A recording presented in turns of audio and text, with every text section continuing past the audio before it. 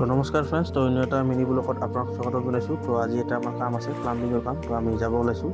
তো যিটো কামটো সৰুৱে, তো আমাৰ ফোনতে বস্তু কিখিনি বস্তু লাগিব, দুটা মানে তাতে পইণ্ট বহিব। সেইকাৰণে আমি ভাবিলোঁ আগতে বস্তুখিনি লৈ যাওঁ। তো আমি দোকানত আহি গ'লোঁ।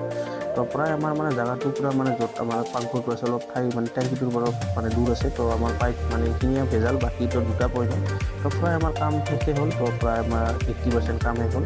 তো যিহেতু ইয়াতে মানে দুটা পইণ্ট, এটা হ'ল আমাৰ বেচিন, মানে এইটো হ'ল আমাৰ ষ্টিলৰ মেচিন, ইয়াতে মানে বাচন ধোৱাৰ কাৰণে। তো এইটো লগাই দিলোঁ। তো দুটাই, বেছি পইণ্ট নাই। তো খালি আমাৰ অলপ দূৰ আছে জেগাটোৰ আমাৰ টাংকিটোৰ পৰা। তো অলপ টাইম লাগিল। তো দিনটাই প্ৰায় দিনটাই লাগি গ'ল।